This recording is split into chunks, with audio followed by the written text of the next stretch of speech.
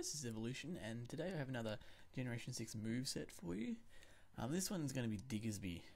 Diggersby is a new Pokemon brought in Gen 6, and based on its stats alone, nothing else, you would not think it would be a competitive Pokemon whatsoever. So its HP is good,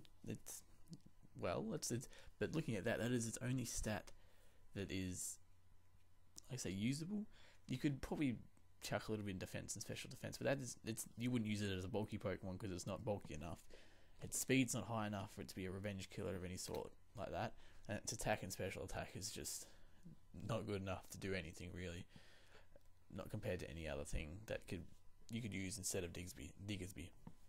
But thanks to its ability Huge Power, when its attack is doubled, Diggersby becomes a real powerhouse and could possibly be in OU when the tiers finally are released properly. So if I quickly go through his stats, with 252 HP, he gets 374 HP, which is good, which is very good, almost 400, which is what you need in Diggersby. What you could do instead of that, quick note, is you could run it in speed, but running it in speed, the only things you would outspeed that are relevant really are Heatran, Metagross, Tyranitar, Magnezone and Blissey, kind of things like that, but they're low enough speed that you will outspeed them anyway without having to put speed investment in, unless it's a special weird set. And most people don't put speed in any of those Pokemon. They usually in like attack, HP, defense and stuff like that. So I always run HP over speed, because the way I like to use Diggersby is I switched in after one of my Pokemon's been killed, or after off a U-turn or something where I'm not going to be attacked at all. And then because Diggersby is slower, I usually get hit first. But with my HP, I can usually tank a hit unless it's super effective. Even if it's super effective, I can tank some hits, but not a whole deal. But still, you have to kind of play Diggersby smart, but when you do, it can do a lot of power. So what I do is I switch it in, it gets hit, but then I hit back, and I hit back with a lot of force. And that is the reason that I run Choice Band on the set. So you look at his attack stat by itself, it's 232. But, believe it or not, with its ability and its Choice Band, its attack becomes 696. So it's almost 700 attack, which is phenomenal when you think about it, just from a base 56 attack stat. So yeah. And now, what I should mention is Diggersby is a normal ground type. So what that means is Diggersby gets Stab Earthquake and Stab Return.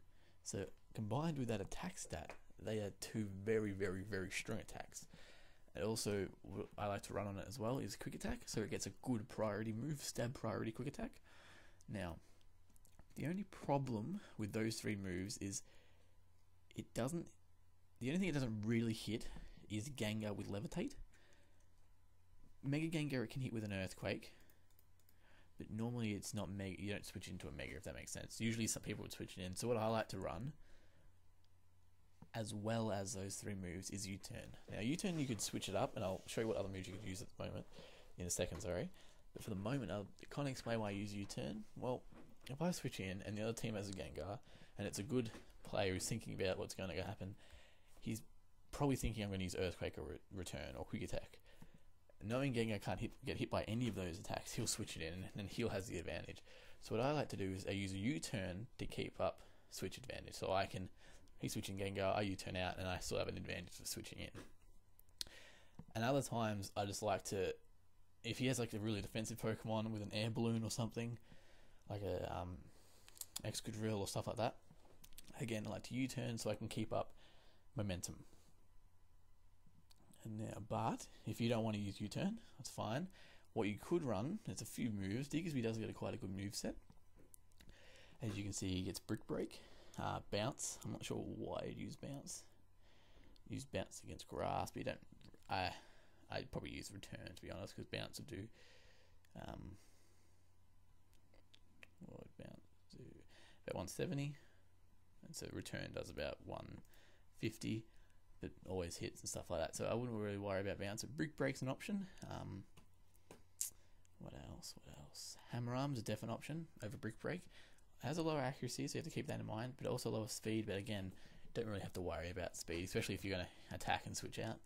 You could also run Rock Slide for the flying types, but usually flying types are flat frail, so a return usually can take them out.